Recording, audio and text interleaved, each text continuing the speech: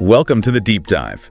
Today, we're digging into some pretty candid comments from Mufareh, the CEO of OnPassive. Yes, you shared his recent address, and it's quite something. A real look inside the challenges, the sort of internal workings of a tech company leader. Exactly.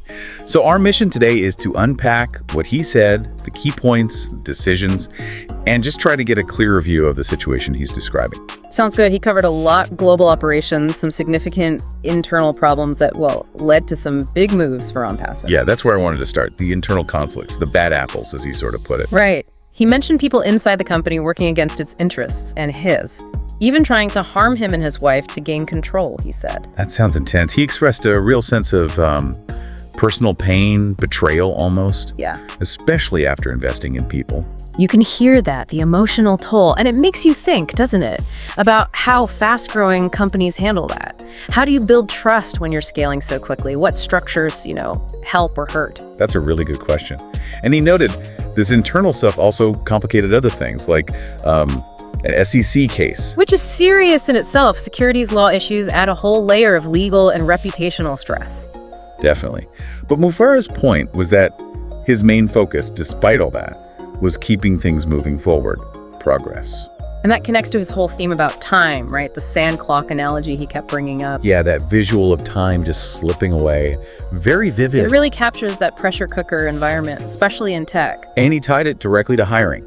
He admitted maybe not being cautious enough, prioritizing speed. Particularly with leadership roles. He said he was more after the number and the speed, just getting people in the door quickly. And that led to his hiring approach, overstaffing initially, using probation periods to evaluate. His phrase was, over-prepared and overpay better than come short. It's a bold strategy, maybe a bit risky. Well, yeah. Overstaffing can create confusion, maybe unhealthy competition. And probation cuts are tough. But his view seemed to be, better safe than sorry initially.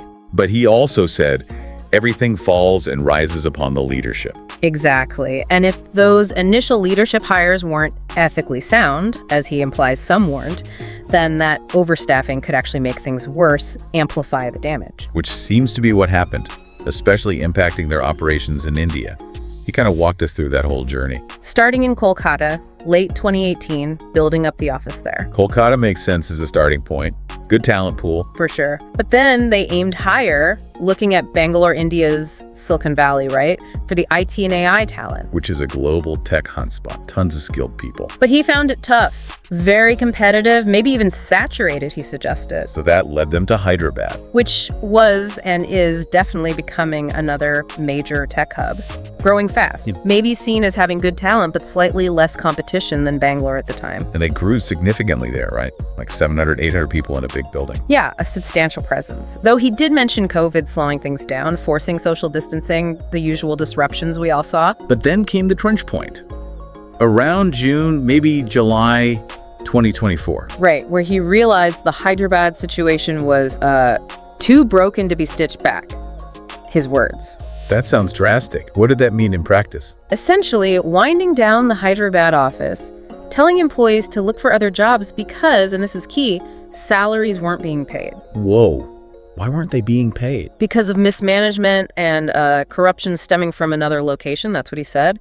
Problems elsewhere were causing the cash flow issues impacting Hyderabad. Man, that's rough. A cascading effect. Exactly. And he talked about needing to stop the bleed financially, but also the difficulty of knowing who was genuine amidst leaks and resistance internally. He made a point of separating like normal startup growing pains in Hyderabad from the more serious ethical problems that came in from this other location, corruption, basically. And he felt good employees got caught in the middle, trapped. Yeah, that came across the human cost of it all. He sounded quite conflicted.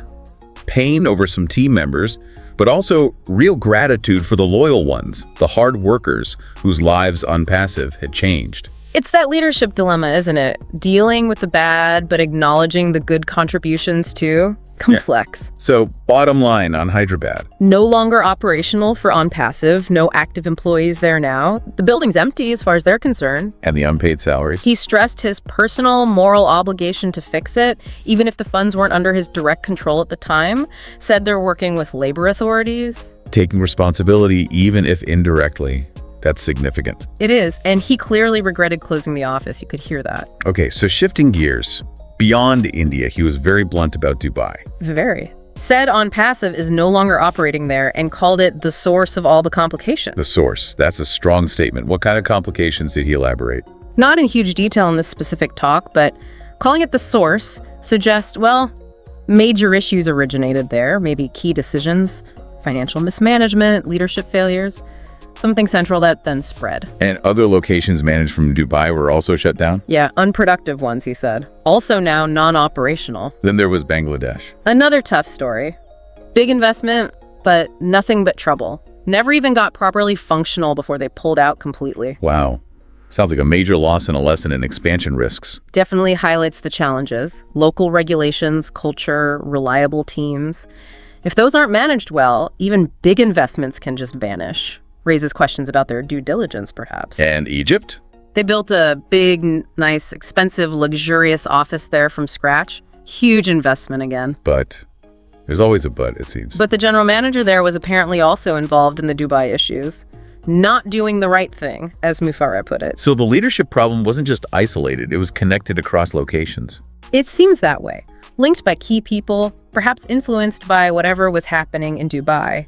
It really drives home how crucial ethical leadership and strong oversight are everywhere.